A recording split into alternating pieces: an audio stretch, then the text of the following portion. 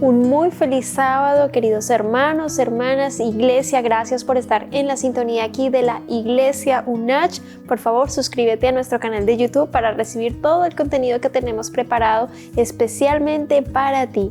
También deja desde ya tus pedidos de oración, agradecimientos, desde qué lugar estás viendo la transmisión. Estamos aquí preparando un tema del todo especial para ti. Gracias por unirte aquí en este día sábado para descansar en el Señor, para disfrutar de su palabra y juntos aprender mucho más de lo que el Padre Celestial tiene preparado para ti y para mí. Así que siéntete bienvenido, bienvenida a la transmisión del culto online de la Iglesia UNACH.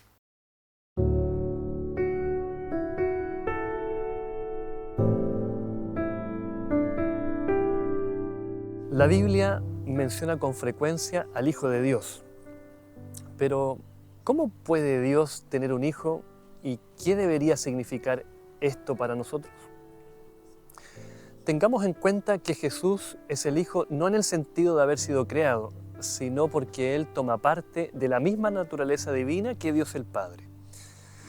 Los adventistas aceptamos la creencia de que Jesús es el Hijo eterno de Dios y también es plenamente Dios mismo y parte de la deidad. Fue enviado a la tierra para ministrarnos, vivir como nuestro ejemplo y en última instancia soportar el castigo eterno de nuestros pecados. Ahora es nuestro defensor, nuestro sumo sacerdote, el vínculo relacionable entre nosotros y Dios Padre. Dios, el Hijo Eterno, se encarnó en Jesucristo. A través de Él se crearon todas las cosas, se revela el carácter de Dios, se logra la salvación de la humanidad y se juzga al mundo. Para siempre, verdaderamente Dios también se convirtió verdaderamente en humano, en Jesucristo. Fue concebido por el Espíritu Santo y nació de la Virgen María. Vivió y experimentó la tentación como ser humano, pero ejemplificó perfectamente la justicia y el amor de Dios. Por sus milagros manifestó el poder de Dios y fue atestiguado como el Mesías prometido por Dios. Sufrió y murió voluntariamente en la cruz por nuestros pecados y en nuestro lugar, y fue resucitado de entre los muertos y ascendió al cielo para ministrar en el santuario celestial en nuestro nombre. Volverá de nuevo en gloria por la liberación final de su pueblo y la restauración de todas las cosas. ¿Quién es Dios el Hijo? Jesús nos ama a cada uno de nosotros y quiere conocernos. Y quiere que crezcamos a través de conocerlo y amarlo. En el libro de Marcos, las primeras palabras son el comienzo del Evangelio de Jesucristo, el Hijo de Dios. Marcos capítulo 1, versículo 1, registra estas palabras. Jesucristo, nuestro Señor y Salvador, es el Hijo de Dios. Él es uno de los 3 miembros eternos de la deidad.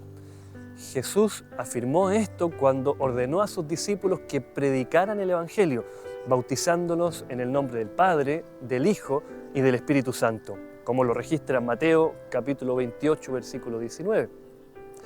Refiriéndose a Jesús, Pablo escribe, porque en Él habita toda la plenitud de la deidad, Colosenses 2:9.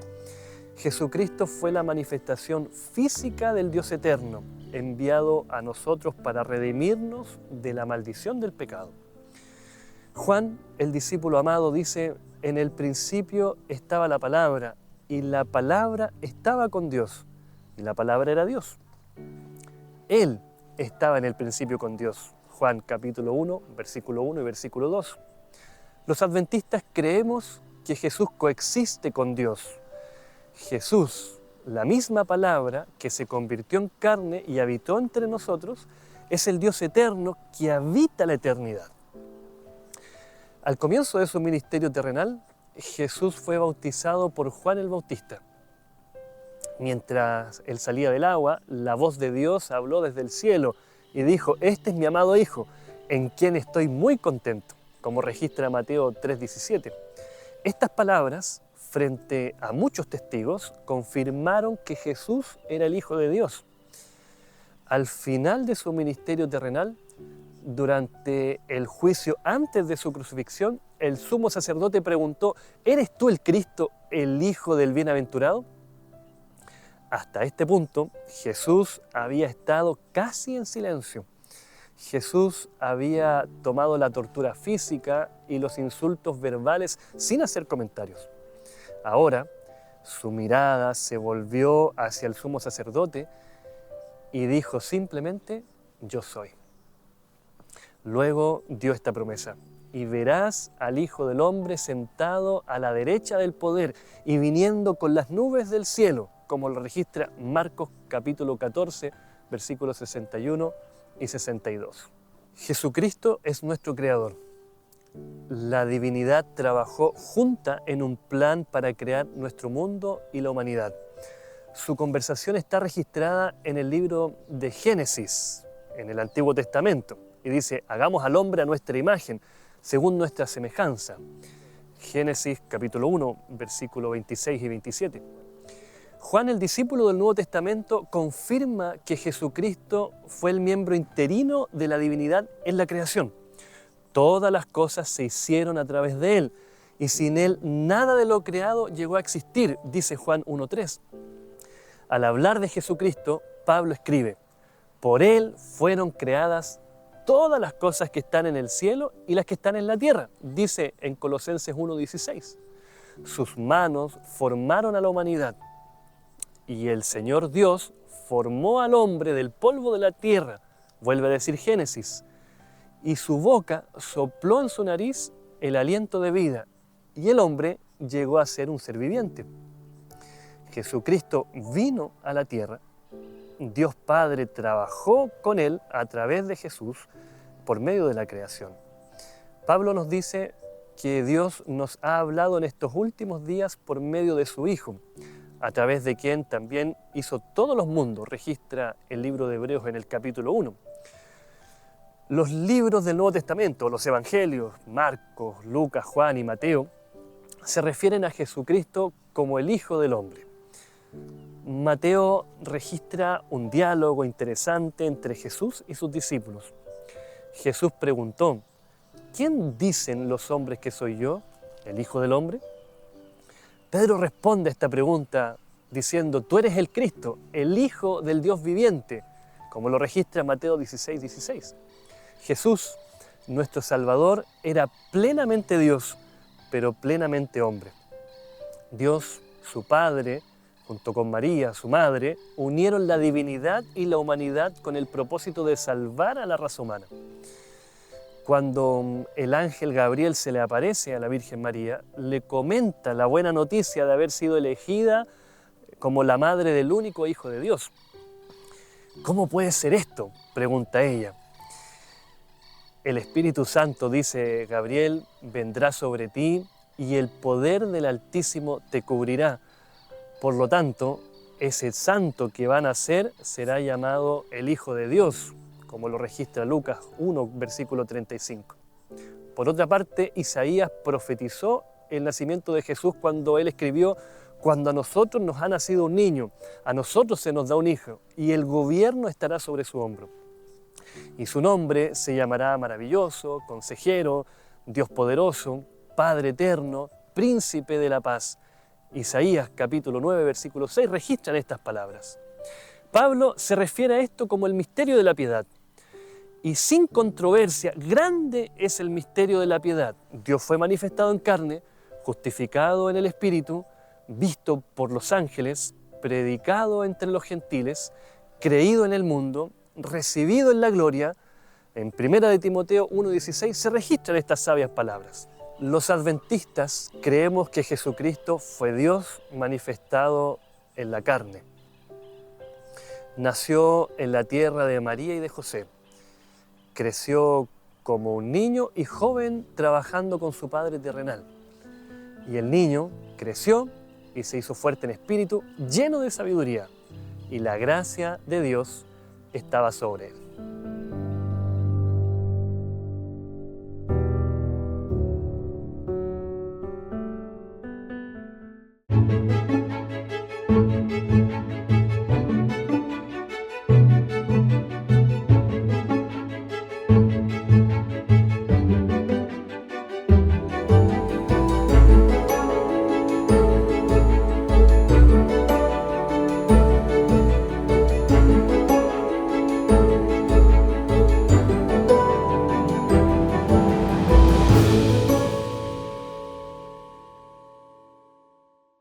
Muy bienvenidos, estamos gratos de estar con ustedes nuevamente en este su programa Diálogo Bíblico. Gracias por acompañarnos. Queremos seguir estudiando la palabra de Dios. Quizás le hago una pregunta para introducirnos a un tema tan lindo que vamos a tratar durante en esta oportunidad. Cristo estuvo en la tierra 3 años y medio. Ascendió al cielo. ¿A qué fue al cielo? ¿Qué está haciendo Cristo en el cielo en este momento? Es una pregunta que vamos a tratar de responder. Es tan crucial entenderla porque nos da una alegría. Me he gozado con estas lecciones personalmente, porque son maravillosas entender cómo Cristo se preocupó de darnos fechas, indicaciones y la está cumpliendo. Bienvenido, pastor, ¿cómo está? Bien, aquí estamos, Raúl, otra vez para seguir comentando la palabra del Señor. El gran tema que vamos a estudiar en este periodo, en este tiempo, es el tema del santuario, y es un gran tema en la Biblia porque en la Biblia, según nos dice en el libro de Éxodo, a Moisés se le mostró un modelo para que hiciera un templo aquí en la tierra, el tabernáculo terrenal le llamamos nosotros.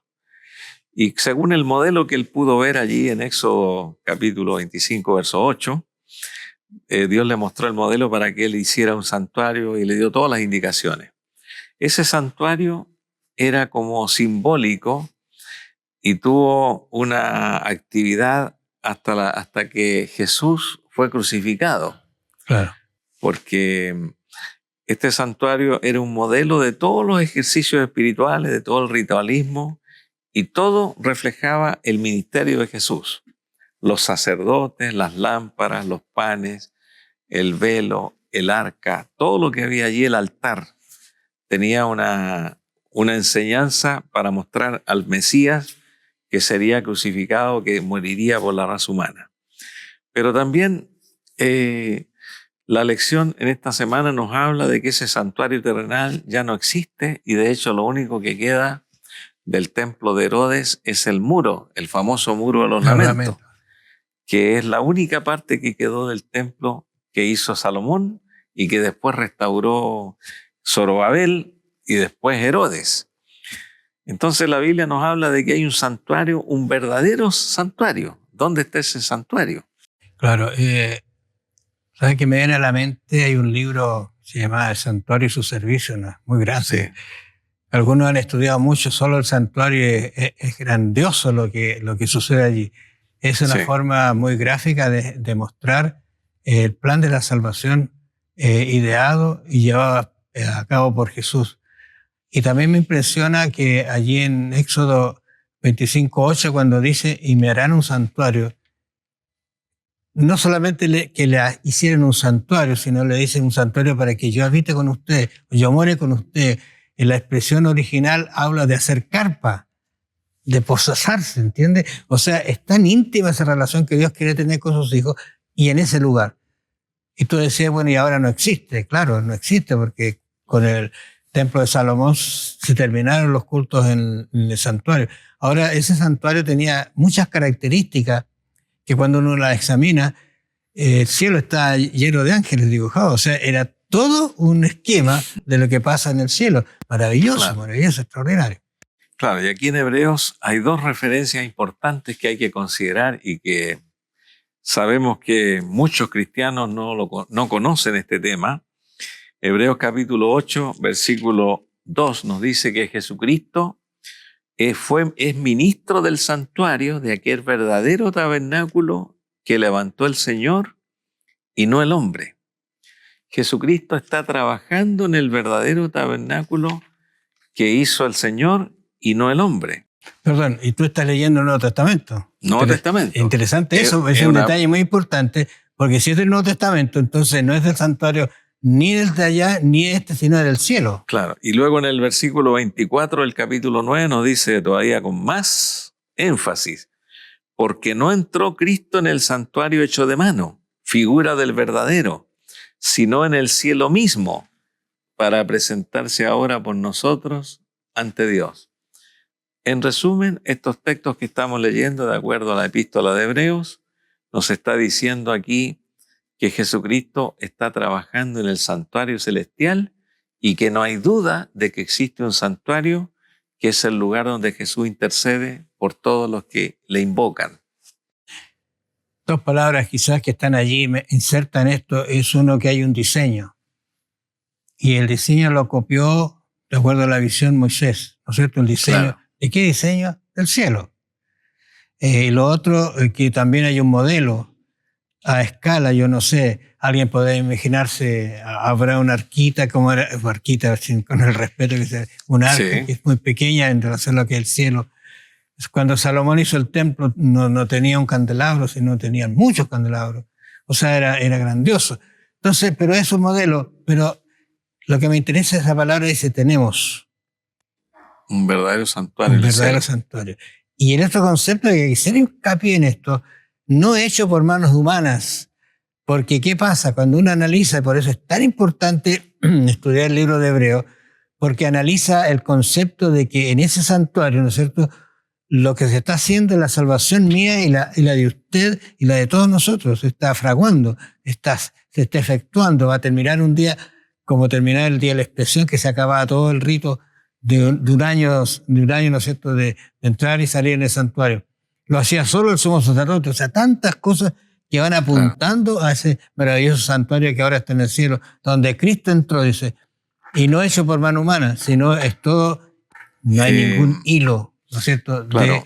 Ahora, mano humana. La semana pasada dejamos una pregunta. Hasta 2300 tardes y mañanas y el santuario será purificado. Ya dijimos que los 2300 años terminaban en el año 1844. Claro. ¿Cuál es el santuario que será purificado? El de la tierra ya no existía. Perdón, un detalle. Yo creo que había razón, porque a veces uno tiene razones, pero debe esperar que Dios le ilumine. ¿Cuál es el concepto de ello? En el cielo no puede haber pecado. Así hay pureza. Sí. ¿No es cierto? Está todo limpio. ¿Cómo va a purificar el cielo? Tiene que ser la tierra. O sea, era un razonamiento lógico. Pero se olvidaron del simbolismo que en el cielo, ¿qué es lo que hay? Y en ese santuario. Si uno lo mira en la tierra, ¿qué es lo que pasaba con los pecados de las personas? ¿Dónde estaban?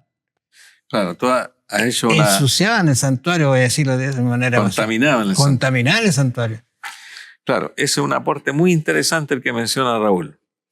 Porque en el santuario celestial se trata toda la expiación de nuestros pecados. Y podemos decirlo con toda categoría.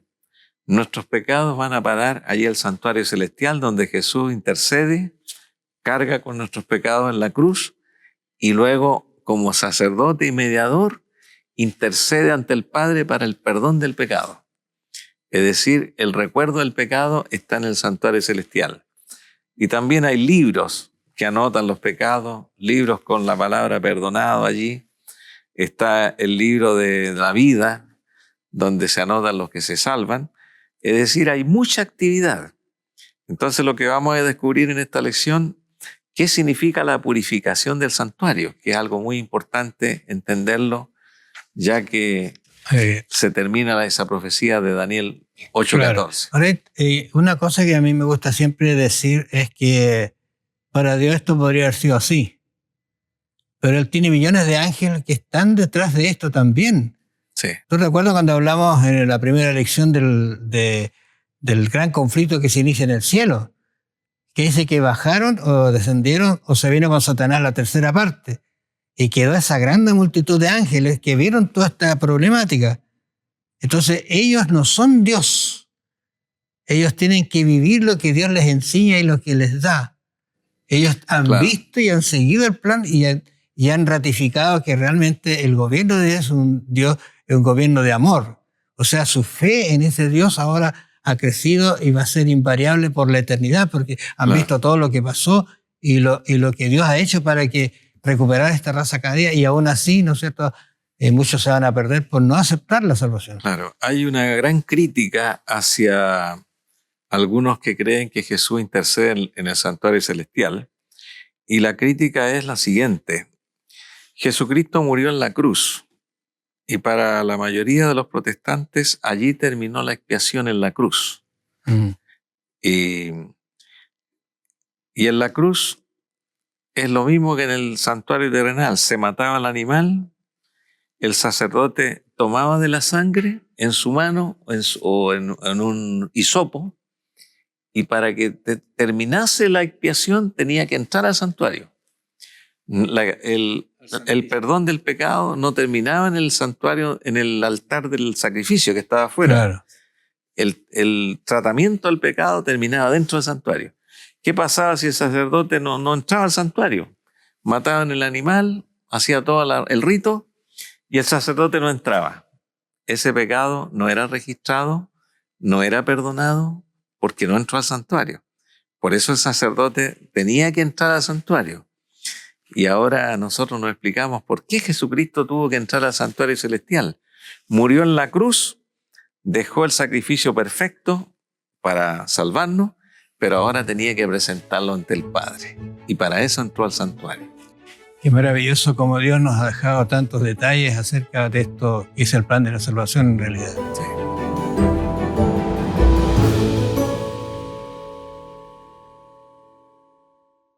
Cuando uno viene al Antiguo Testamento, especialmente en el libro de Levíticos, que se habla acerca de los ritos del lugar santo, o sea, del santuario, ¿no es cierto? Tú sabes que había un patio, lugar santo y un lugar santísimo. Estos tenían especial atención, el santísimo una vez al año, y era solamente entrar al sumo sacerdote. Pero el sacerdote que oficiaba, ese entraba siempre al lugar santo. Dice, y pondrá Aarón sus 2 manos sobre la cabeza del macho cabrío, estoy leyendo Levítico 16:21, y confesará sobre él todas las iniquidades de los hijos de Israel. Cuando habla de Aarón, ¿quién es Aarón? No es un sacerdote. O sea, sí es sacerdote, pero es el sumo sacerdote. Sí. ¿No es cierto? Bueno, ese detallito. Dice, y todos sus pecados, poniéndolos así sobre la cabeza del macho cabrío, y lo enviará al desierto por mano de un hombre destinado para esto. Claro. ¿De qué momento está hablando? ¿Qué es lo que está haciendo aquí Aarón en este instante cuando habla aquí Levítico 16, por ejemplo, 21? Es el día, ¿no es cierto?, en que se terminaba todo un proceso de un año, el día de la expiación, en que se perdonaban los pecados.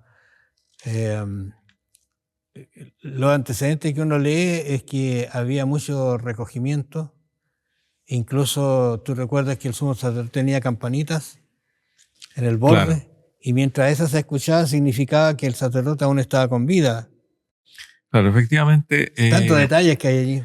En el antiguo Israel, en el santuario terrenal, habían oficios religiosos, ceremoniales, todos los días del año, donde el sacerdote entraba hasta el lugar santo.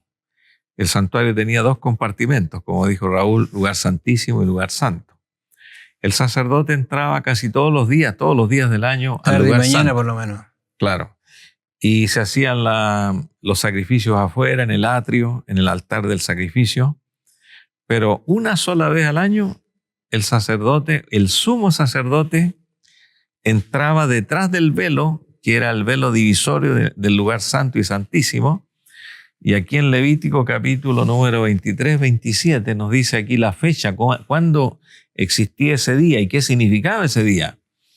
A los 10 días de este mes séptimo será el día de la expiación. Fíjese usted, el día de la limpieza. Tendréis santa convocación y afligiréis vuestras almas y ofreceréis ofrenda encendida a Jehová. Será un día sin trabajo. Ese día de la expiación también se le llama en hebreo el día de Yom Kippur. Y el Yom Kippur significa el día de la purificación. Y también significa día del juicio. Porque en ese día ocurrían hechos muy importantes. Había un macho cabrío que se mataba por Jehová. Y había un macho cabrío que representaba a Azazel. Que Azazel es Satanás. Enemigo, del gran conflicto. Entonces, ese día, como decía Raúl, era un día solemne, había aflicción, dice, afligiréis vuestras almas, porque había que tener todos los pecados dentro del santuario. Es por eso que el juicio es en favor de los santos, como decía Daniel, porque todos los pecados de los cuales los israelitas se arrepentían, con todo el proceso ceremonial, esos pecados iban a parar al santuario y eran registrados. Pero justamente con el registro del pecado contaminaban el santuario. Es decir, Dios sabe todo lo que nosotros hemos hecho mal. Sabe nuestras buenas obras. Entonces, en el día de Yom Kippur era el día de la limpieza. Y ese día también es simbólico. Y existe un día de la limpieza y día de la purificación del santuario celestial, donde está Cristo ahora en el cielo. Es por eso que nosotros, sacando la cuenta, el 22 de octubre del año 1844, allí comenzó el día del Yom Kippur en el cielo. O el juicio investigador. O el juicio investigador en el cielo. Y Jesucristo en este momento está ejerciendo como sacerdote y como juez en el santuario celestial. Yo me encontré con un texto acá en el versículo 30 que decía que cualquier persona, versículo 29, para mí es muy básico, dice, porque toda persona que no afligiere en este mismo día será cortada de su pueblo. Juicio. Claro. Se termina. O sea, tiene que llegar a ese día con todos sus pecados perdonados. Para mantener blancas sus vestiduras, claro, como se dice, lavar los pecados. Efectivamente, entonces, Daniel capítulo 7, versículo 9 al 11, allí aparece una escena del juicio. Y el profeta Daniel le correspondió ver allí un anciano de días que venía en su carro, en su trono, y es un escenario bastante solemne, el santuario del santuario del cielo, donde se está produciendo allí un juicio.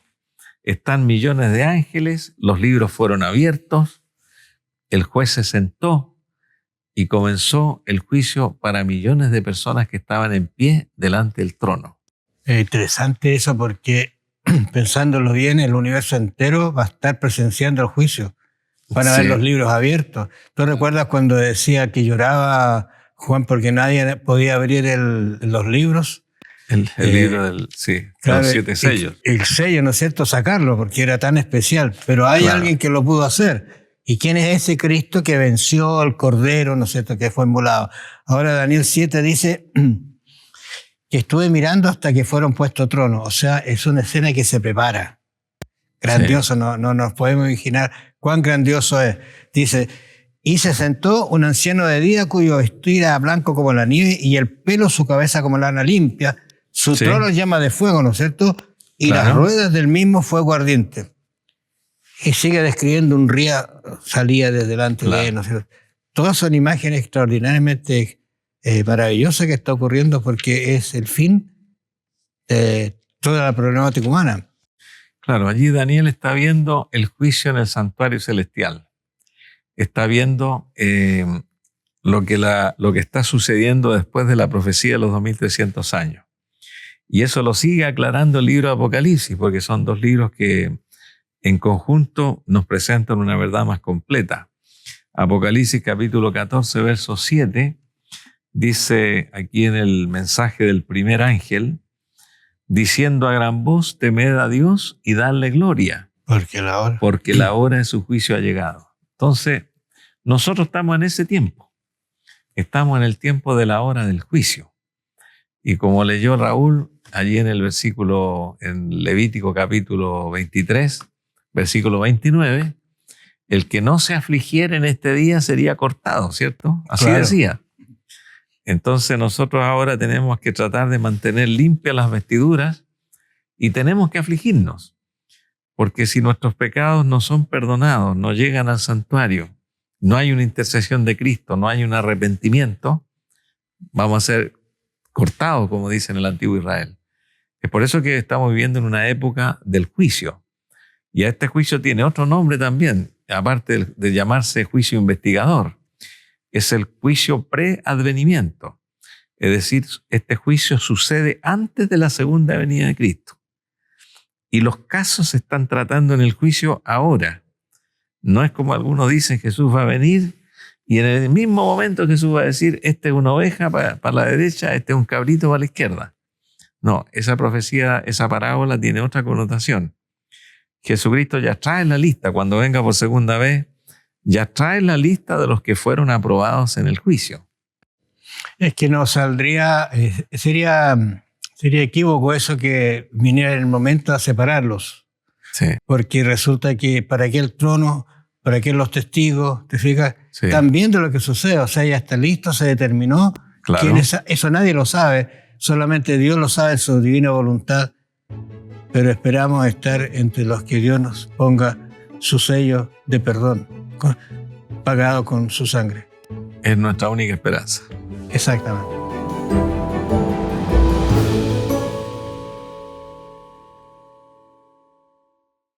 Luis, a pesar de todo, a veces uno se puede inquietar con estas noticias que son complejas.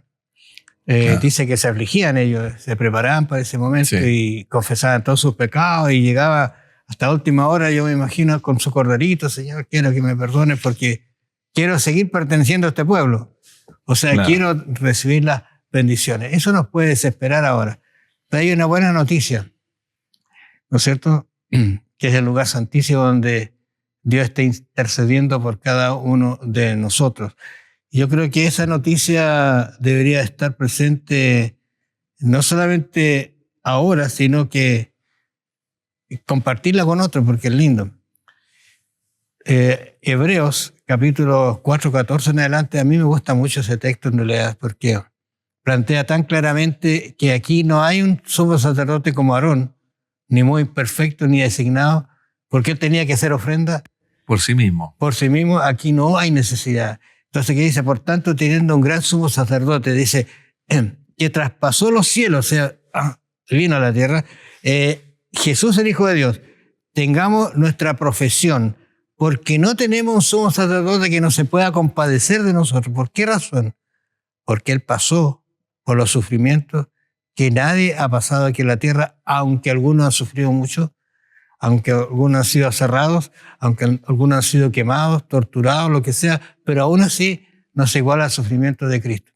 O sea, ese es el sacerdote que está intercediendo porque nos conoce, se duele con nosotros y sabe lo que es el sufrimiento. Claro, esto no, es otra prueba muy grande e importante, que no toda la salvación y el plan de salvación terminó en la cruz.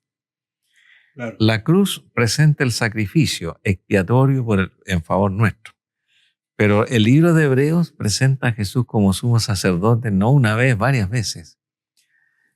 Si todo termina en la cruz, ¿para qué queremos un sacerdote en el cielo? Saquemos el libro de Hebreos entonces. Claro, porque Jesucristo, según el libro de Hebreos, presenta su sangre, presenta su sacrificio ante el Padre. Y como dice aquí, tenemos un gran sumo sacerdote que traspasó los cielos. Y por eso que tenemos que mirar hacia el santuario, a donde está Cristo ahora en este momento. Y que se compadece de nosotros, dice, retengamos nuestra profesión.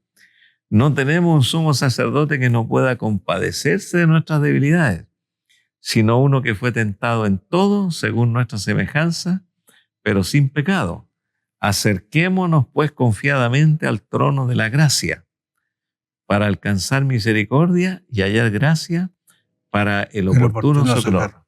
Allí habla el trono de la gracia, y ese trono está en el santuario celestial. Entonces nosotros nos acercamos al trono de la gracia por la fe, en nuestro sumo sacerdote. Y nuestro sumo sacerdote recuerda su sacrificio en la tierra y con nuestro arrepentimiento, con nuestra falta de mérito, Él presenta eso en favor nuestro, que somos tan indignos. Por eso que esa obra de Cristo en el santuario celestial se está realizando ahora, pero también una obra de juicio. ¿Para quién es el juicio? Primero para los que han muerto en el Señor Jesucristo en la historia, y cuando ya se termine con la lista de los muertos, ¿qué va a suceder? Empieza con la lista de los vivos. Estaba pensando, haciendo alusión a esto, el momento en que Cristo muere cuando se rasga el velo, sí, que es de arriba hacia abajo, ¿no? Es importante. Claro. ¿Y qué quedó al descubierto? El lugar que nadie podía entrar excepto el lugar santísimo. Y se arrancó el cordero, o sea, terminó el proceso. Ahora dice Hebreos 10:19, así que hermanos, teniendo libertad para entrar en el lugar santísimo por la sangre de Jesucristo, teniendo libertad, ¿para dónde? Para el lugar santísimo, dice, por el camino nuevo, o sea, ese nuevo pacto, y vivo que Él nos abrió a través del velo, esto es su carne. O sea, ¿dónde llegamos con nuestras oraciones? ¿Dónde podemos recurrir? Al santuario mismo. Y como tú has santísimo. leído, mira, interesante esto que se ha leído aquí. Por el camino nuevo y vivo que Él nos abrió. O sea, la fe cristiana, la fe en Jesucristo tiene que seguir ese camino nuevo hasta el santuario y llegar hasta donde está Cristo, intercediendo por nosotros, teniendo un gran sumo sacerdote sobre la casa de Dios. O sea, sigue insistiendo. ¿Cuántas veces aquí en Hebreos se menciona que Cristo es un sacerdote? No sé, no las he contado, pero la voy a contar después de este programa. Porque esto nos muestra a nosotros de que Jesucristo es un sumo sacerdote y nos muestra que Él tiene que estar presentando ante el Padre sus méritos en favor nuestro y nosotros mirar hacia el santuario. ¿Y cómo termina? Fíjate, el versículo 22. Dice, bueno, todo esto lo estamos contando, dice, esto es maravilloso, pero luego dice, acerquémonos con corazón limpio. Con corazón sincero, limpio, no estamos limpios, corazón sincero. ¿Cuál es el corazón sincero? El que vacia su vida tal cual es, no el que esconde nada, porque no se le puede esconder nada a Dios.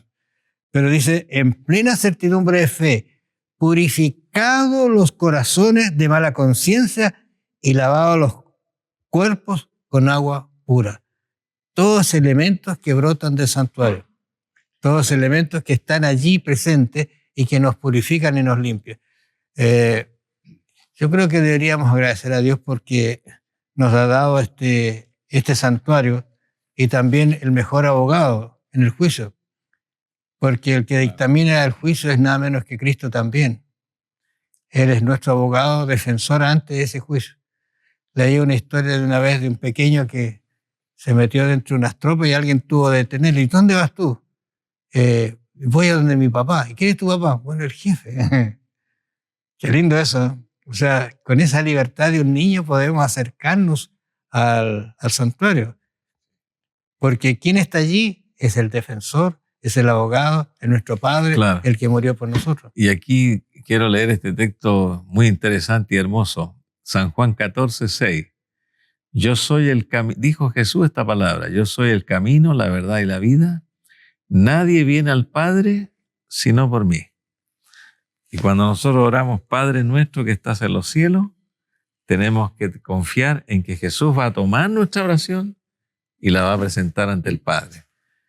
Nuestra confesión del pecado, nuestro arrepentimiento, Jesús lo tiene que tomar, preparar con sus méritos y presentarlo ante el Padre.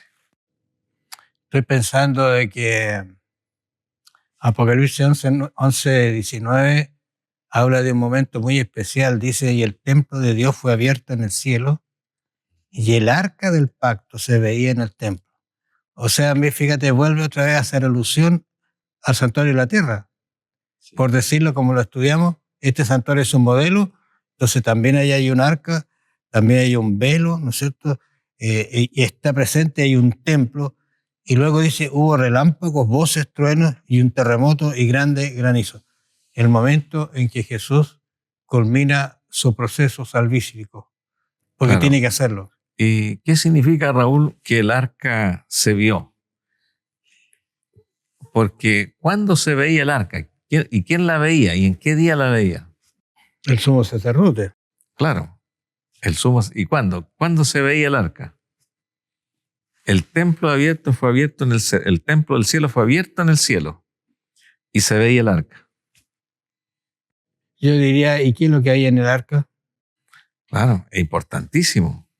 O sea, estamos viendo que los detalles más, voy a decir, los detalles más íntimos, que solo eran para el cielo, en este momento están abiertos para todos.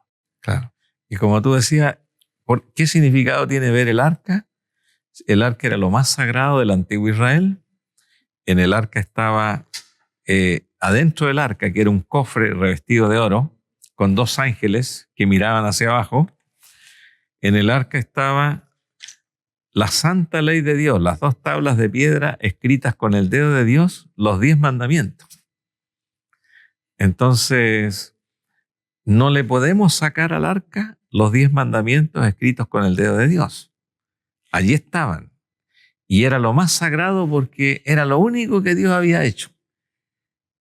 El arca la hizo un gran artífice, talló los ángeles, hizo todo. Adentro había una copa con maná, había una vara de Aarón, pero lo único que Dios había hecho y que era obra divina eran los 10 mandamientos. No sé si usted ha pensado en un momento así, tan solemne, tan glorioso como este, estar presente, en que mire a su abogado, que es el mismo que amó, que luchó por él, que defendió su palabra. ¿Cuántos se van a levantar para agradecer a ese Dios? Yo quiero estar en ese momento. ¿Y usted? ¿Quiere estar cuando el cielo se abra y le dé a Cristo la bienvenida y podamos comenzar a vivir la eternidad? Gracias a un sacrificio que Dios hizo en la cruz del Calvario. Hoy está intercediendo. Un día se cerrará el ciclo y vendrá a buscarnos. Usted debe estar allí presente. Que el Señor los bendiga. Nos encontramos la próxima semana.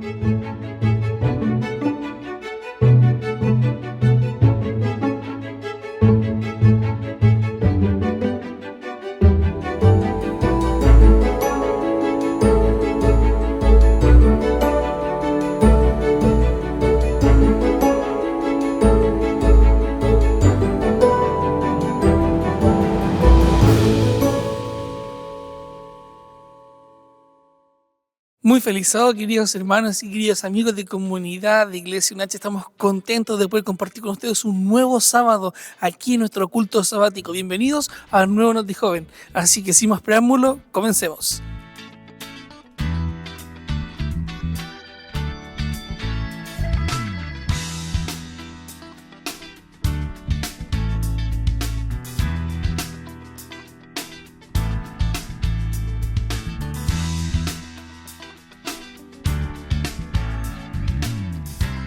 Para comenzar, queremos contarles lo que pasó el sábado recién pasado, y es que se celebró el Día Mundial del Niño Adventista y del Aventurero, donde en la mañana nuestros niños, el Ministerio del Niño, ¿cierto?, tuvo un bonito programa aquí en la iglesia, donde tuvieron 2 hermosos bautismos también, y por la tarde pudimos celebrar la investidura de los aventureros. Ellos lograron algunos parches, ¿cierto?, algunas especialidades dentro de su club de aventureros, y en la tarde, ¿cierto?, recibieron su investidura correspondiente de todas las actividades que están realizando ellos cada domingo. Por la tarde, luego de la investidura de nuestros niños, tuvimos un programa especial, un culto joven musical, y es que nos acompañó desde la ciudad de Rancagua el cuarteto Adriel, quienes estuvieron acompañándonos con un hermoso concierto, con una muy buena recepción de nuestros hermanos, y pudimos juntos adorar y alabar a nuestro Señor. Y este sábado tenemos un sábado diferente, porque celebramos el Día del Patrimonio Religioso Adventista. Tendremos una programación durante todo el día desde el culto divino, y también por la tarde un recorrido por los lugares históricos que tenemos aquí en la Iglesia UNACH, en biblioteca, ¿cierto?, en el centro histórico, y ya por la tarde 3 importantes charlas que nos van a compartir desde nuestra iglesia, ¿cierto?, para hablarnos acerca de lo que ha sido la historia de la iglesia adventista en estos muchos años, ¿cierto?, desde la proclamación del Evangelio durante el culto joven. Así es que desde las 17:45 estamos esperando para compartir un día completo de lo que es el Día del Patrimonio Adventista. Y el próximo sábado, el sábado 1 de junio, tendremos un sábado muy especial, y es que celebramos la Once en Familia.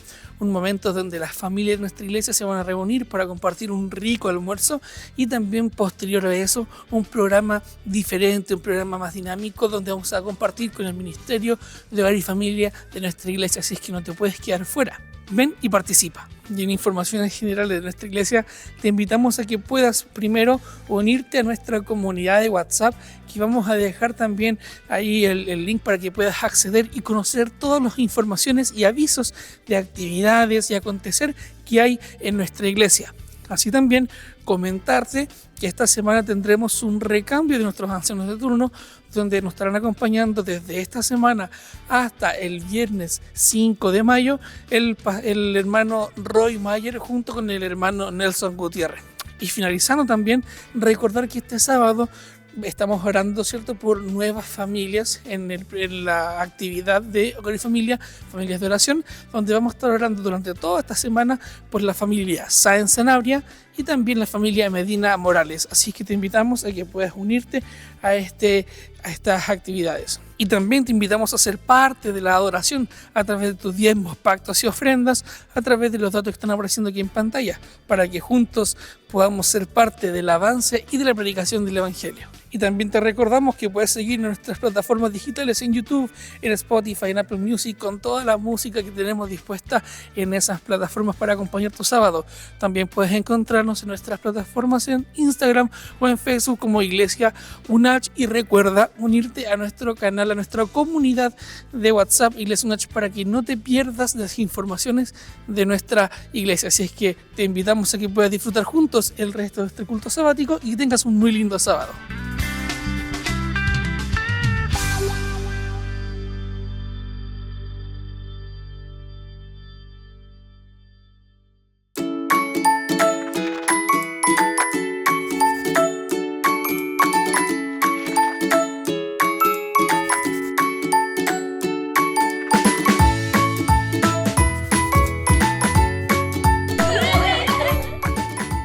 Hola niños, ¿cómo están? Bienvenidos a una nueva adoración infantil.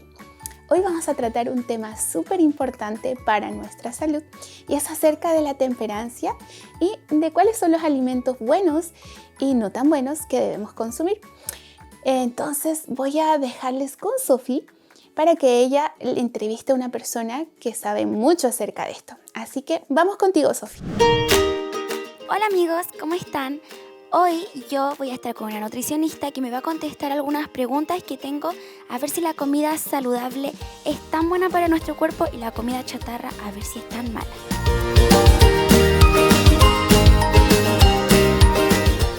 Bueno, aquí estamos con una nutricionista que se llama Javi. Hola Javi. Hola. Yo te quería hacer dos preguntas. Una que si la comida chatarra, así como con grasa, es saludable. Mira, de que sea saludable no lo es, ¿ya? Pero primero tenemos que partir desde la base de los 8 remedios naturales, ¿cierto? Uno de ellos es la temperancia. Entonces lo que debemos tener siempre en consideración es el equilibrio en cuanto a los alimentos. Bueno, en realidad toda nuestra vida, pero enfocándonos en los alimentos, ¿ya? Claramente algún snack un poquito más calórico, galletitas, unas papitas, no nos van a aportar mucho a nuestra salud. Tratar de preferir, ¿cierto? Algún snack puede ser alguna frutita, un fruto seco, unas galletas de avena hechas en casa. La idea siempre es tratar de preferir lo más natural o más saludable, pero claramente también tenemos que tener en consideración el equilibrio en nuestra alimentación. Y otra pregunta que también te tenía era que ¿qué beneficios nos da el comer muchas verduras, muchas legumbres, frutas? Mira, el beneficio es total. Nuestro cuerpo funciona a través de los nutrientes, ya que vienen en los alimentos como las frutas, las verduras. En general, todos los alimentos tienen nutrientes, pero específicamente estos alimentos como las verduras, las legumbres, las frutas, los cereales, aportan una mayor cantidad de nutrientes que va a servir para que primero nuestro cuerpo se desarrolle y funcione de forma correcta. Ahora que estamos en el invierno, para prevenir que nos enfermemos o alguna otra enfermedad crónica, por ejemplo, pero siempre va a ser absolutamente un beneficio para nuestro cuerpo. Gracias Javi por contestarnos estas preguntas. Gracias Sophie, qué buena información la que nos acabas de dar. Ahora sí que sabemos bien cuáles son los alimentos o cuáles son los snacks saludables que debemos consumir. Bueno, en la Biblia hay una historia acerca de esto, acerca de unos personajes muy importantes que es Daniel, Ananías, Misael y Azarías. Estoy segura que ustedes alguna vez escucharon hablar sobre ellos. Antes quiero abrir mi Biblia y leer 3 de Juan 1:2, que dice: hermano querido, oro para que te vaya muy bien en todos tus asuntos y que goces de una buena salud, así como prosperas espiritualmente. A Dios le importa mucho no solamente nuestra parte espiritual, sino también nuestra salud física. Allá en Babilonia, el rey Nabucodonosor había mandado a llamar a todos los jóvenes que fueran fuertes, que fueran de buen parecer, para que sirviesen en su corte real. Y ahí estaba Daniel, Misael, Ananías y Azarías.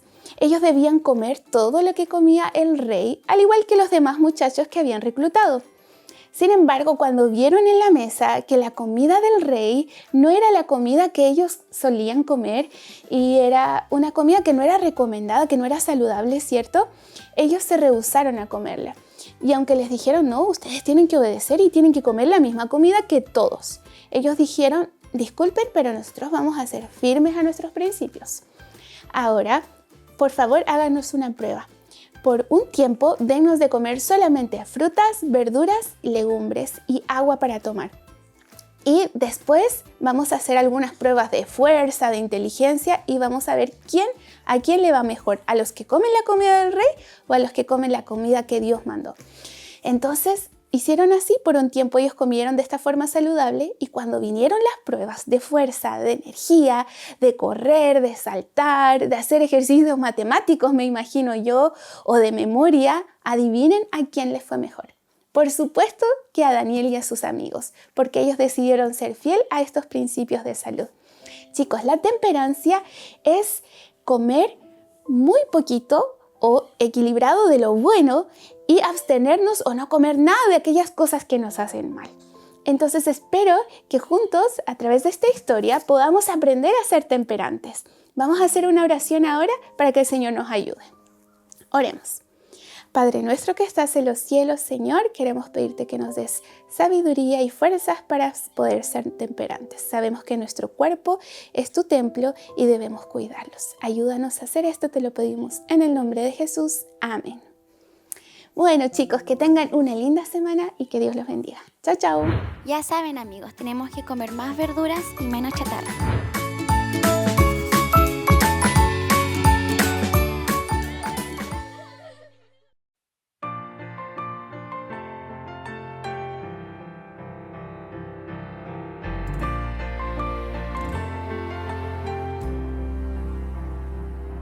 Cuando observo el mundo entero derrumbarse frente a mí, entre un cielo oscuro y llorosos ojos apenas puedo ver. Y cuenta me doy, vendido fui por quienes consideré. Te siento recordándome en la tempestad. Tú estás en el control y en medio de mi lucha estás guardándome. Eres tú mi ancla, si a la deriva estoy, tu amor me envuelve en la tempestad.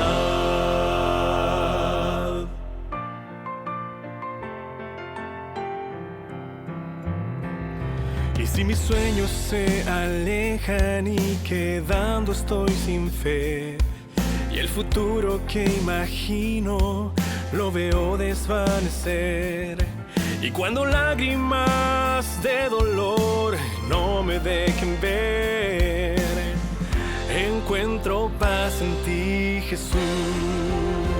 En la tempestad, tú estás en el control y en medio de mi lucha estás guardándome. Eres tú mi ancla, si a la deriva estoy, tu amor me envuelve en la tempestad.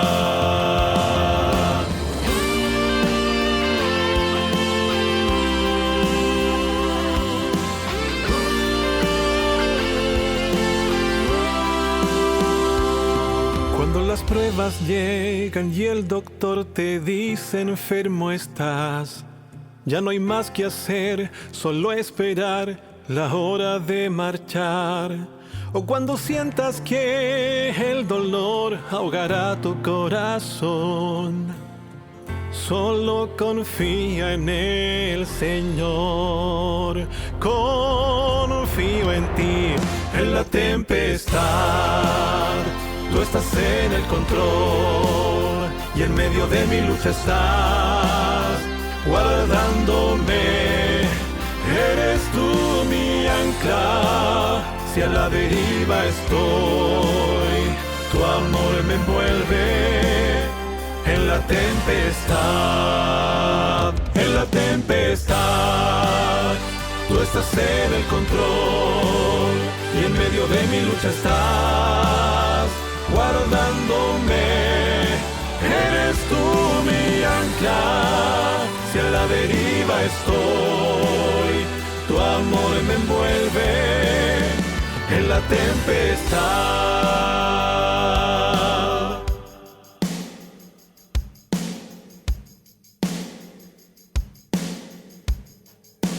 Eres tú mi ancla, si a la deriva estoy, tu amor me envuelve en la tempestad, en la tempestad, en la tempestad, en la tempestad.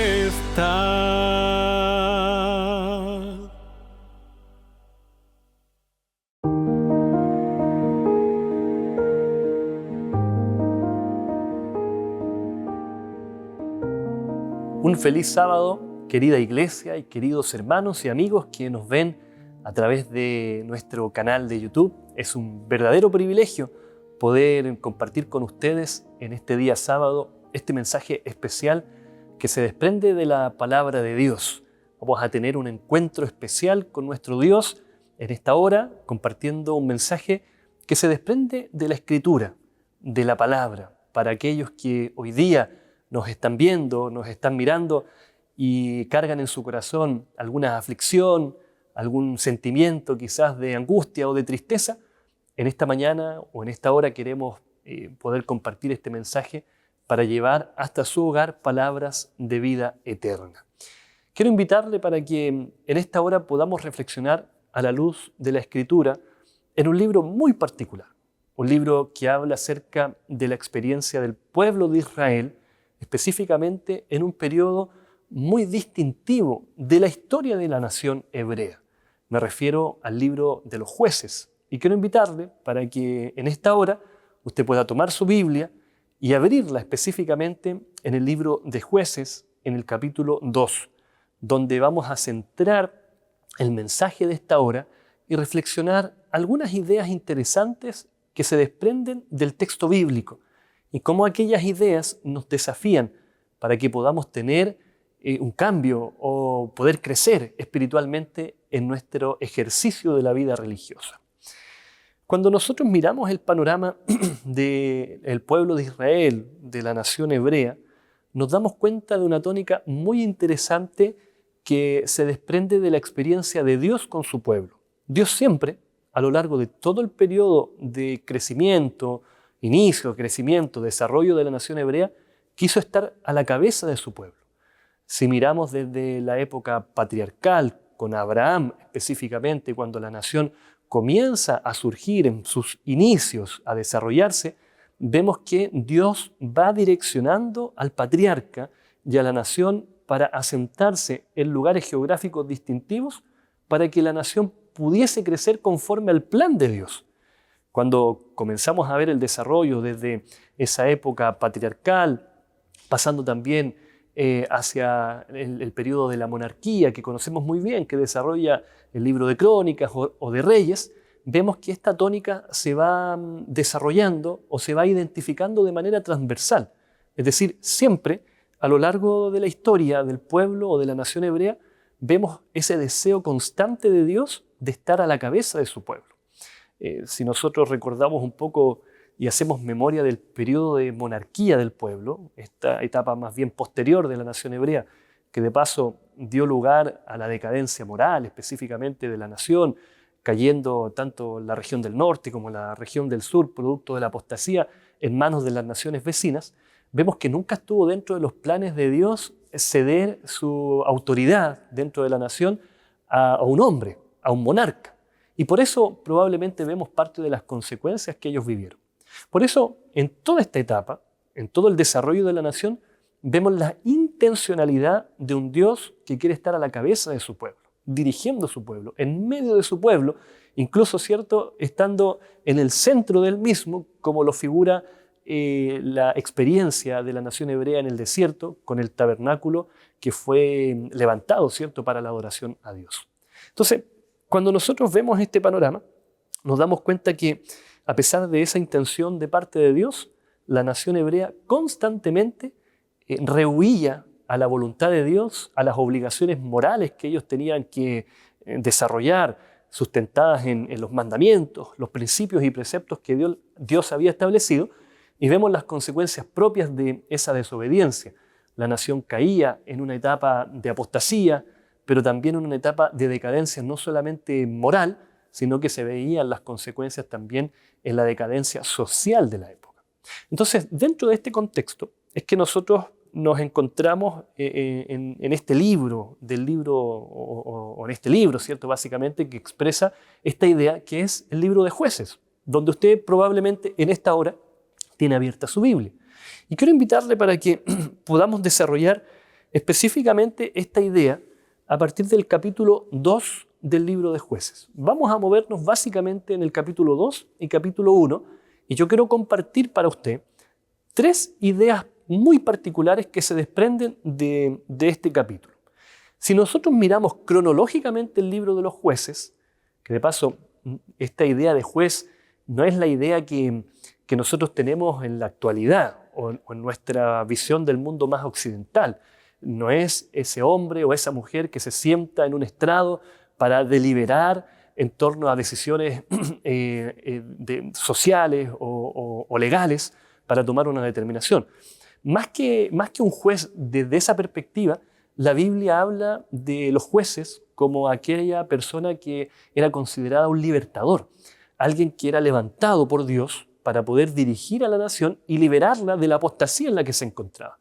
Vemos más que nada que se vuelve a replicar la idea de los patriarcas en la antigüedad. Abraham, ¿cierto? Moisés, el mismo Josué, que llevó adelante también la nación hebrea. Pero vemos que más que esa figura que nosotros entendemos en Occidente, es una figura más bien de un libertador, que quiere llevar a la nación, que quiere llevar al pueblo a un liderazgo conforme a la voluntad de Dios. Entonces, en este contexto, el libro de Jueces, por lo menos en estos primeros 2 capítulos, nos sigue una secuencia cronológica. Porque si vamos al capítulo 2, nosotros detallamos lo siguiente. Acompáñeme en la lectura. Yo tengo abierto aquí mi Biblia también. Y el capítulo 2, a partir del versículo 1 y 2, nosotros encontramos 2 ideas muy importantes que se desprenden del estudio de este capítulo. La Biblia dice así: el ángel de Jehová subió de Gilgal a Boquim y dijo: yo os saqué de Egipto y os he traído a la tierra que prometí, a vuestros padres, cuando les dije: no invalidaré jamás mi pacto con vosotros, con tal que no hagáis pacto con los habitantes de esta tierra, cuyos altares debéis derribar. Pero vosotros, dice Dios en este capítulo, no atendisteis a mi voz. ¿Por qué habéis hecho esto? Mire lo interesante de esto. Este texto del capítulo 2, insisto, no tiene una secuencia cronológica. Es más, el capítulo 2 debiera ser en estricto rigor el capítulo 1, porque este texto es una amonestación, es un llamado de atención, es una descripción también de la realidad presente de la época de la nación hebrea luego del inicio de la conquista de la tierra prometida.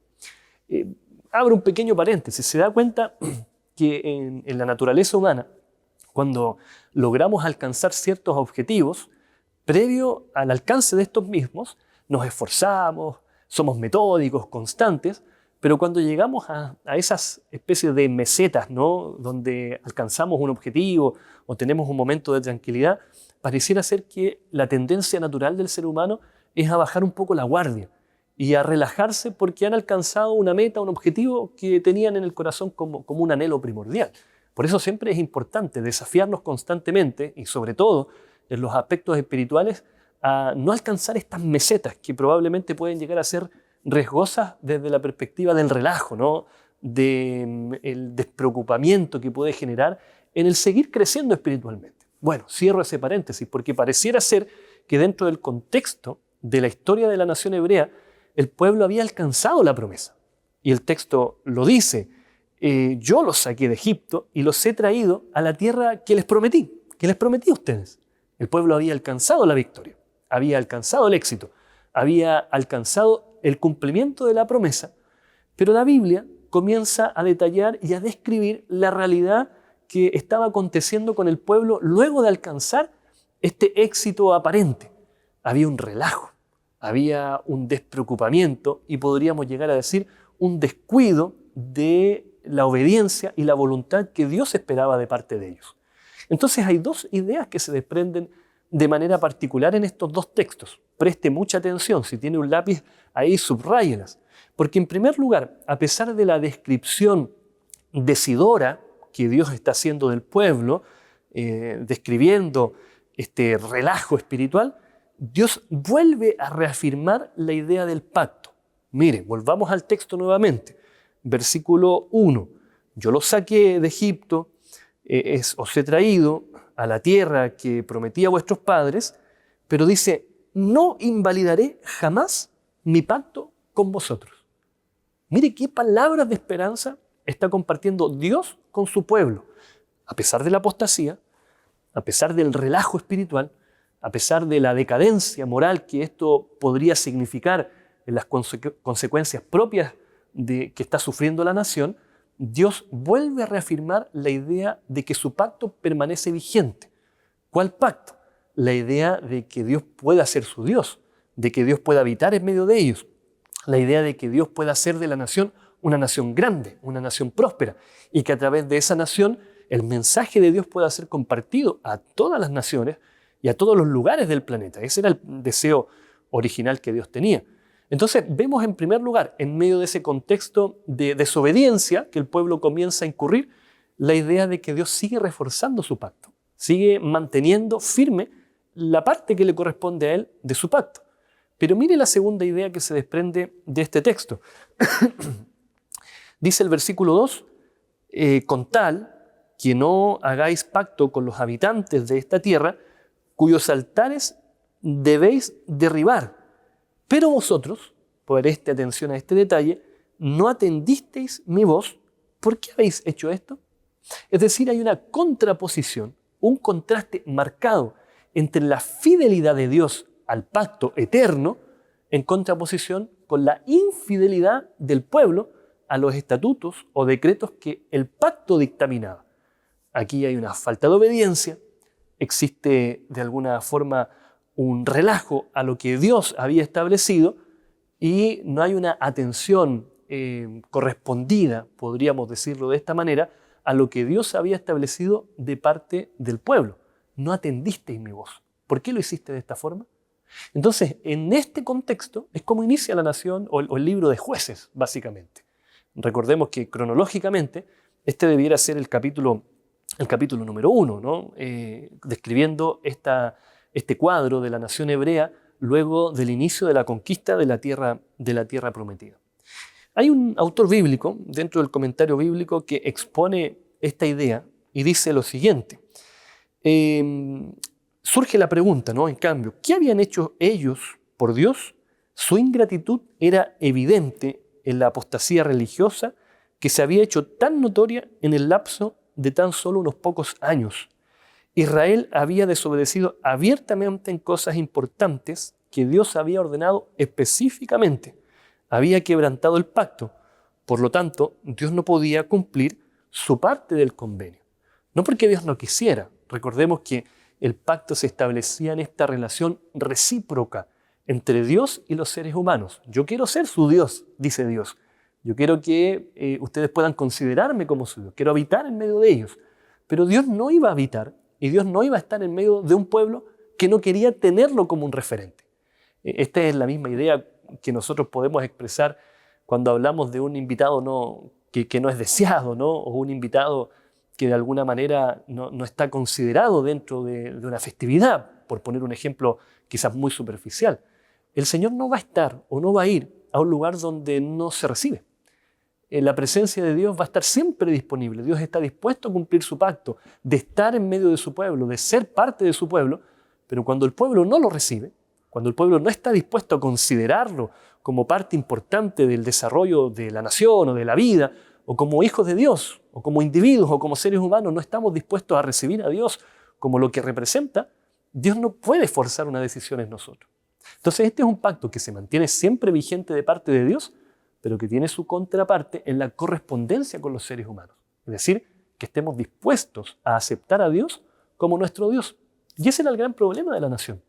Comenzó a relajar, si podemos utilizar esta expresión, a relajar su fidelidad a Dios, su relación con Dios, cayendo en esta especie de su supremacía o autosuficiencia, donde creyó que ya habiendo alcanzado la promesa, podía alcanzar también el éxito, la victoria y la bendición por sus propias manos.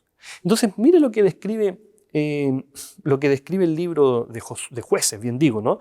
En cómo se va desarrollando esto. Ahora sí, vamos al capítulo 1, que cronológicamente debiera ser el capítulo 2. Quiero que me sigan esta idea. El capítulo 2 debiera ser la primera parte y el capítulo 1 debiera ser lo que vendría a continuación. ¿Cómo le explico esto? Miren, el capítulo 2, antes de ir al capítulo 1, capítulo 2, versículos 8 y 9, se relata lo siguiente. Dice, pero murió Josué, hijo de Nun, siervo de Jehová, a la edad de 110 años, y lo sepultaron en su heredad, en Timnat Sera, en los montes de Efraín, al norte del monte de Gaz. Se relata la muerte de Josué. Recordemos, aquí hay toda una secuencia, ¿no? Moisés como libertador de la nación hebrea, lo saca de la esclavitud de Egipto, vagan durante 40 años en el desierto, muere Moisés antes del cumplimiento de la promesa, asume Josué, ¿cierto?, en este cuadro de incertidumbre, en este cuadro también de temor que describe el capítulo 1 de Josué. Dios reafirma y confirma el ministerio y liderazgo de Josué, la nación alcanza la victoria, los lleva al cumplimiento de la promesa, y pasan algunos años ya donde la nación sigue conquistando la tierra prometida y Josué muere. Y hasta este punto es lo que describe el capítulo 2. Y mire cómo comienza el capítulo 1. Vamos ahora sí al capítulo 1 del libro de Jueces. No se confunda, Josué y Jueces. Estamos en Jueces. Jueces capítulo 1. Dice, aconteció después de la muerte ¿de quién? De Josué. ¿Logra percibir esa conexión?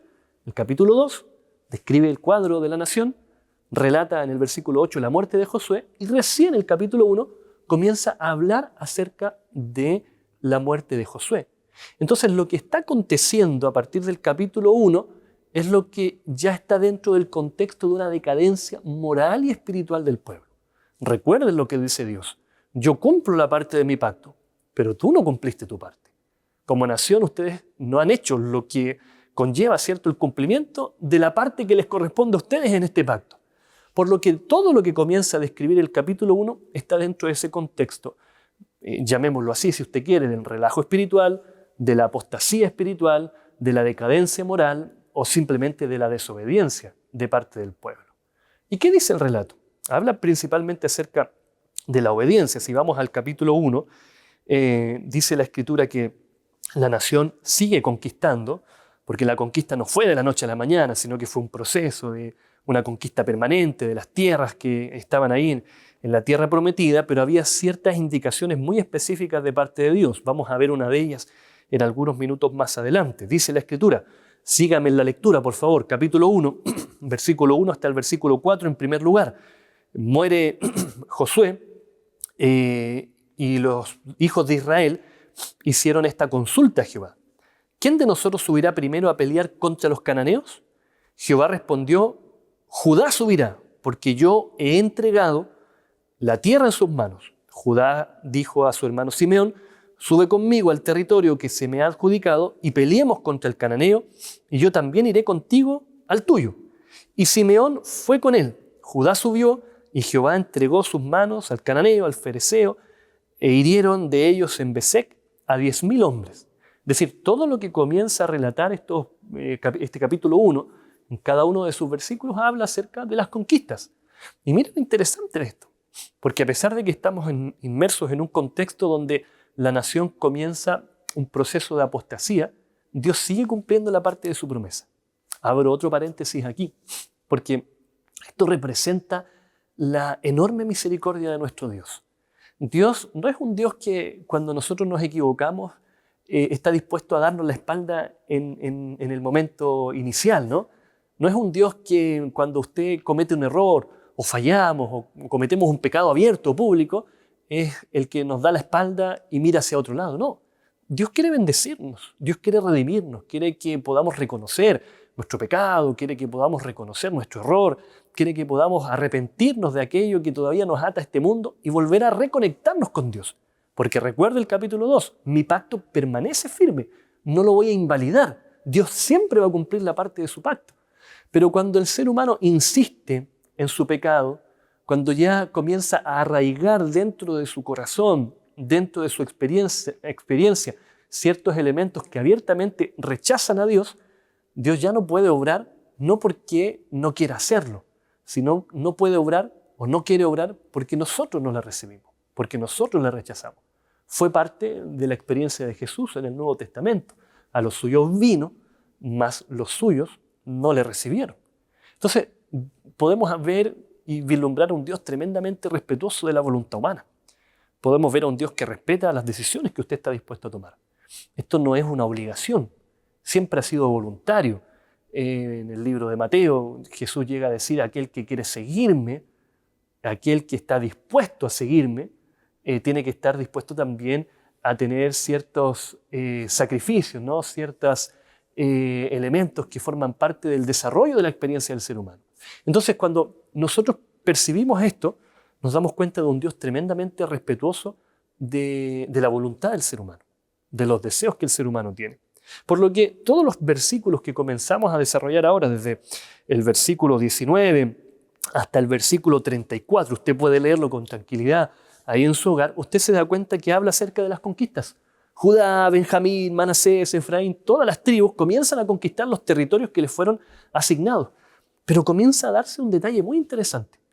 Porque si bien es cierto, estamos en un contexto de desobediencia que el pueblo está incurriendo, y a pesar de que Dios quiere entregar a su pueblo las promesas, poco a poco esta decadencia comienza a mermar las promesas que Dios establece. Insisto, no porque Dios no quiera cumplirlas, sino porque los seres humanos, y en este caso las tribus de Israel, comenzaron a entrar en un terreno peligroso que imposibilitaba que Dios pudiese bendecirlo. ¿Y qué ocurre?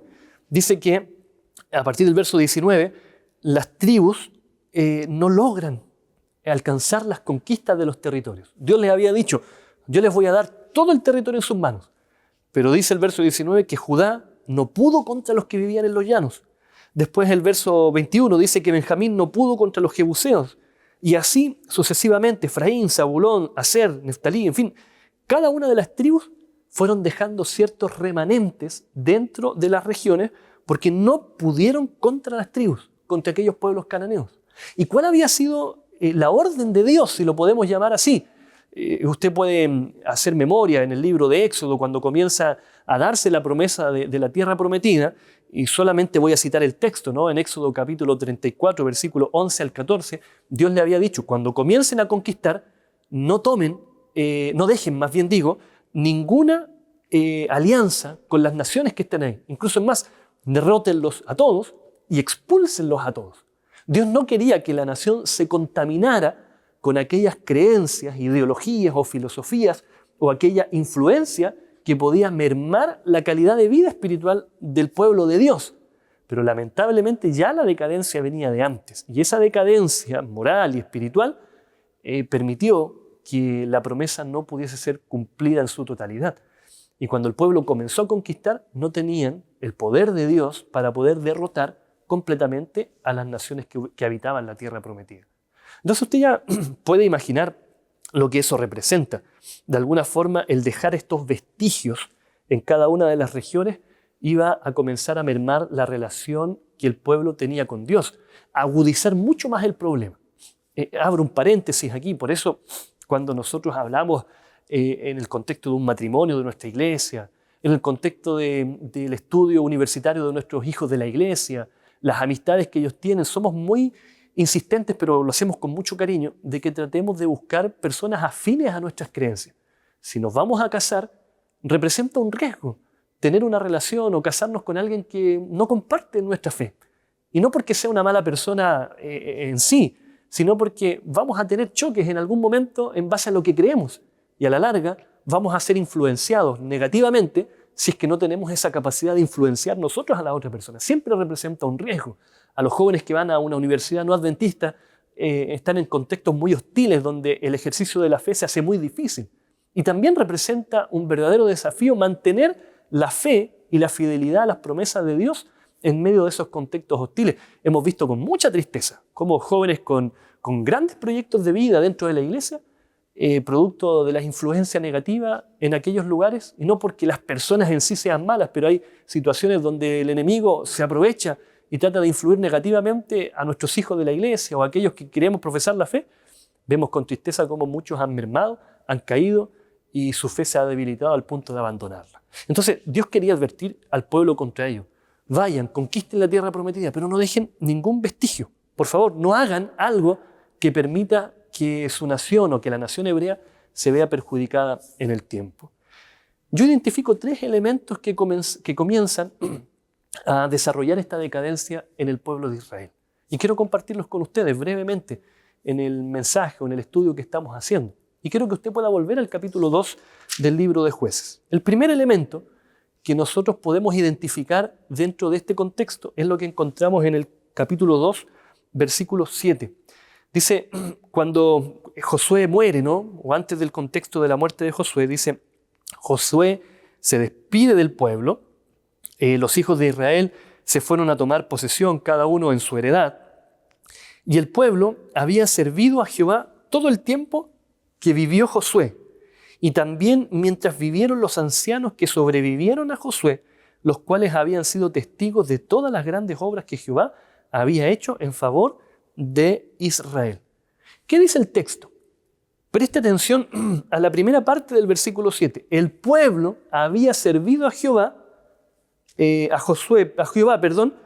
todo el tiempo que vivió Josué y también los ancianos que sobrevivieron a Josué. O sea, la primera idea que nosotros podemos representar aquí es que el pueblo aparentemente tenía una mayor confianza en los líderes religiosos antes que en el propio Dios.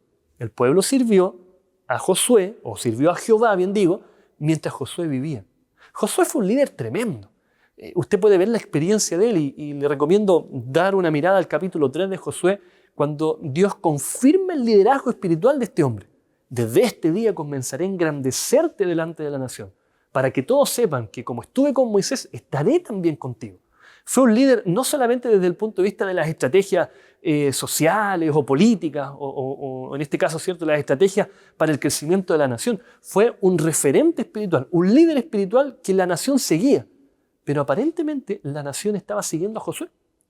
Pero a la hora que Josué muere, la nación queda a la deriva. Tenían su fe puesta en un referente espiritual antes de depositar su fe en el Dios Todopoderoso. ¿Había sido la culpa de Josué? No, no había sido la culpa de Josué. Nuestro desarrollo y el ejercicio de la fe es un ejercicio personal. Nosotros somos llamados a confiar en Dios. Y Josué siempre direccionó al pueblo a confiar en el Señor. Pero era más cómodo confiar en aquel que ya tenía una relación estrecha con Dios.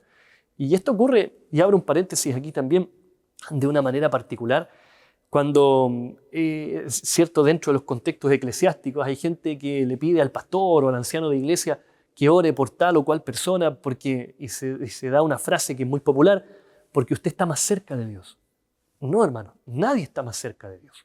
Estamos a la misma altura, a la misma distancia. Todos podemos estar cerca de Dios. Y en el sacerdocio de todos los creyentes, donde tenemos el privilegio de poder ejercer nuestra fe y mantener una relación directa, no necesitamos un intermediario para poder comunicarnos con Dios y tener una relación con Dios. Usted puede tener una relación personal, pero aparentemente en esta primera idea, el versículo 7, nos muestra que la decadencia del pueblo pudo estar determinada porque el pueblo confiaba más en el referente espiritual más que tener una relación estrecha e íntima con el Señor. ¿Cuál es el llamado aquí? Que nosotros podamos aprender a desarrollar y cultivar una relación personal con Dios. Es un riesgo y no es que sea malo tener referentes espirituales. Usted puede tener como referente un pastor, un anciano, un hermano de iglesia. Está bien, pero es un riesgo depositar nuestra confianza en aquellos líderes espirituales. Hay una advertencia de la Biblia: maldito el hombre que confía en el hombre. Somos llamados a confiar en Dios en primer lugar. Y aparentemente uno de los elementos que la Biblia describe es que el pueblo confiaba en Dios cuando Josué vivía, porque lo veían a él, un hombre con una relación personal con Dios.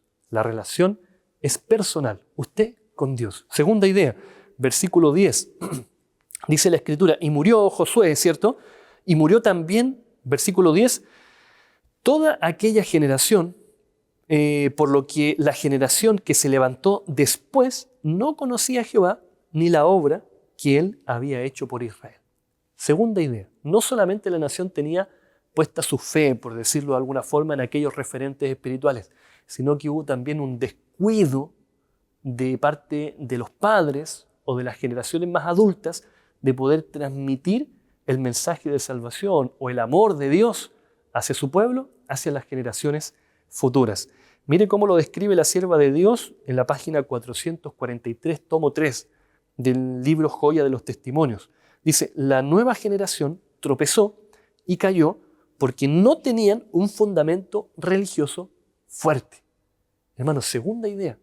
¿Por qué la nación comienza en esta decadencia espiritual?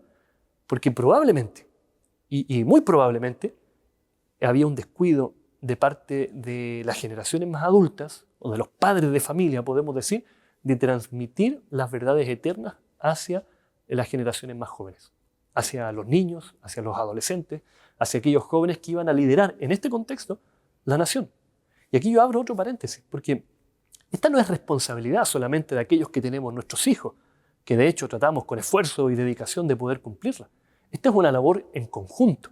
Aquellos niños y adolescentes que tenemos hoy día a nuestro lado, en nuestra iglesia, son aquellos niños y adolescentes que estarán a la cabeza de nuestra iglesia, que estarán aquí mismo, hablando un mensaje y transmitiendo verdades de la palabra de Dios. Pero nosotros hoy día somos responsables y se nos endosa sobre nuestros hombros la responsabilidad de guiar, conducir e influenciar a aquellas nuevas generaciones para que sean temerosas de Dios.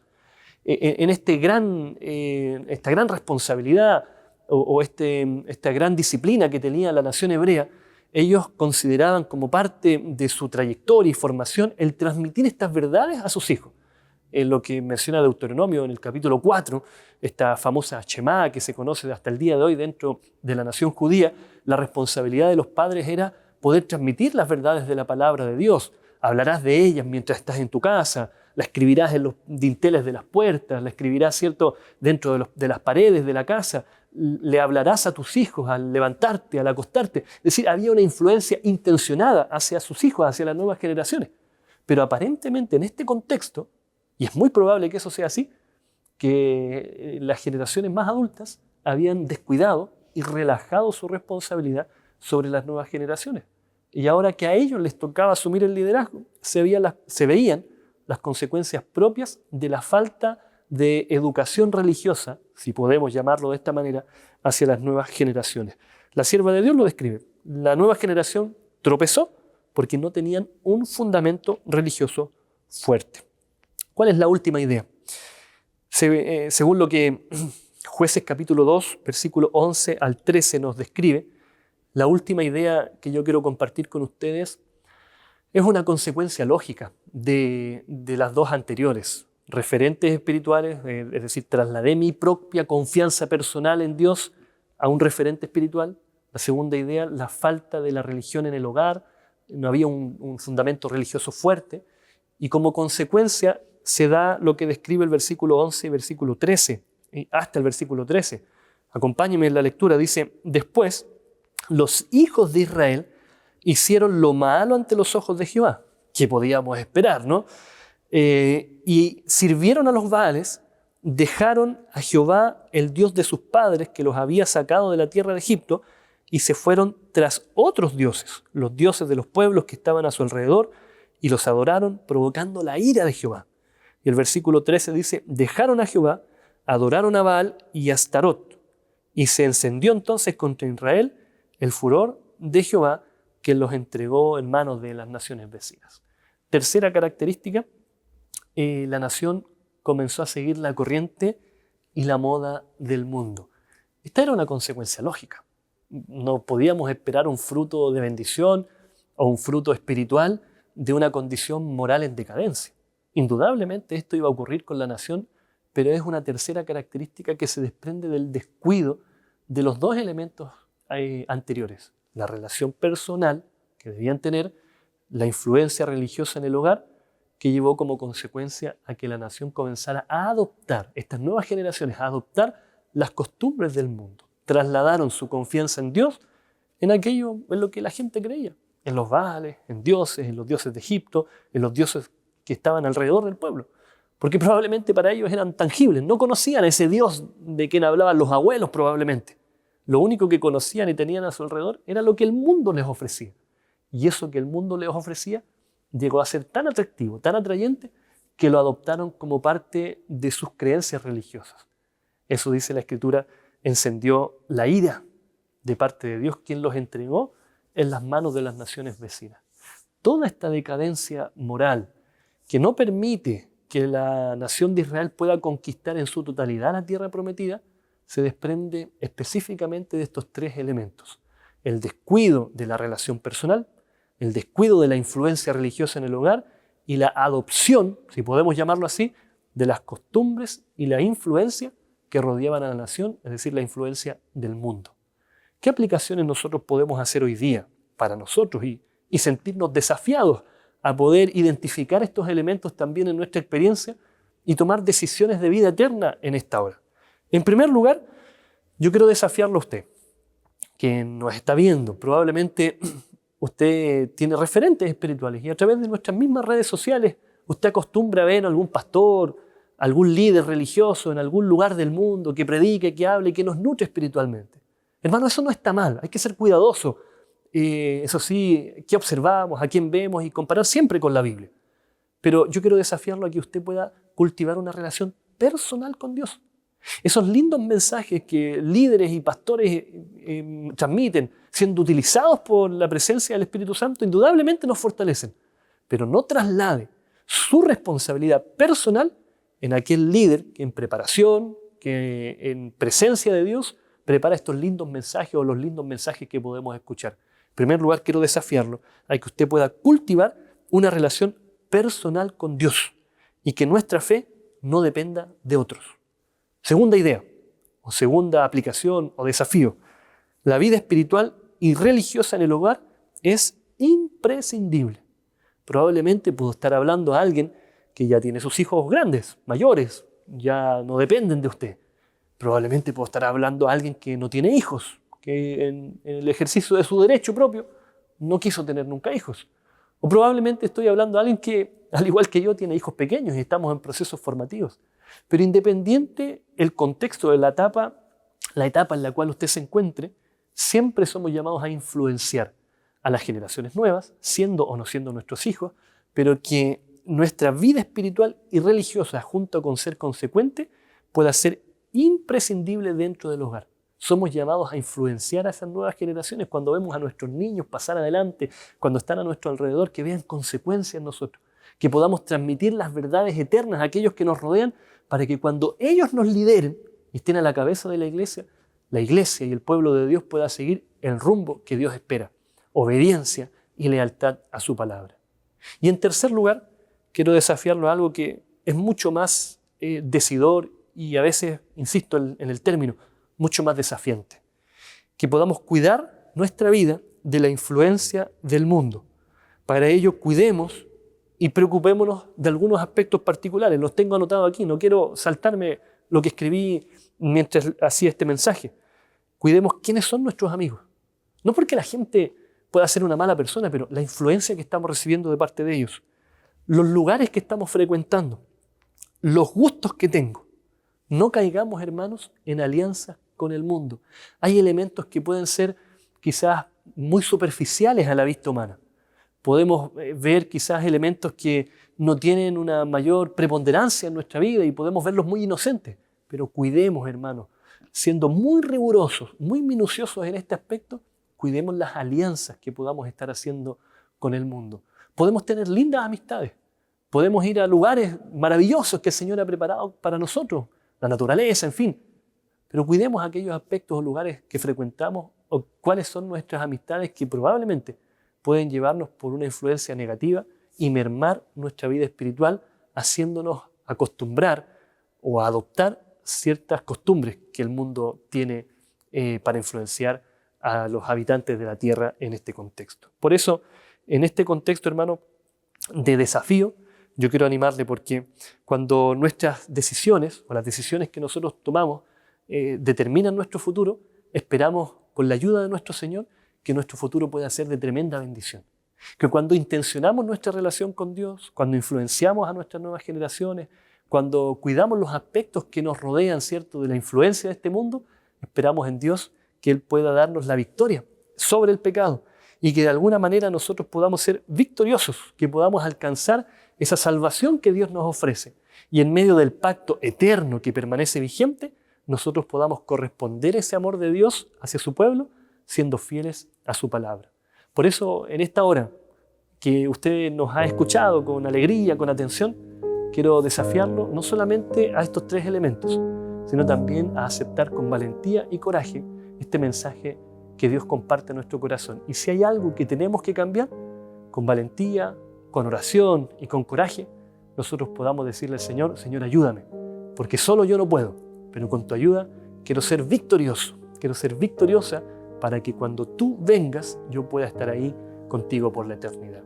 ¿Es su deseo poder ser fiel al Señor en esta hora?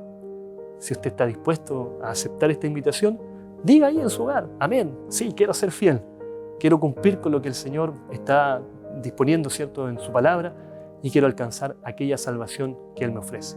Que Dios pueda bendecirlo en esta hora, es mi deseo y oración. Vamos a orar.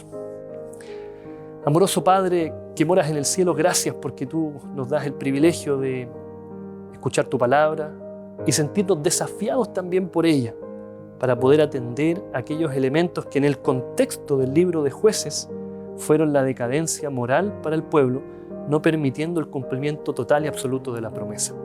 Yo quiero rogar por aquel hermano, hermana, amigo o amiga que nos está viendo en esta hora, que probablemente en la comodidad de su hogar, su mente reflexiona, se confronta con la palabra y se da cuenta que al igual que yo, hay elementos en los cuales necesitamos mejorar.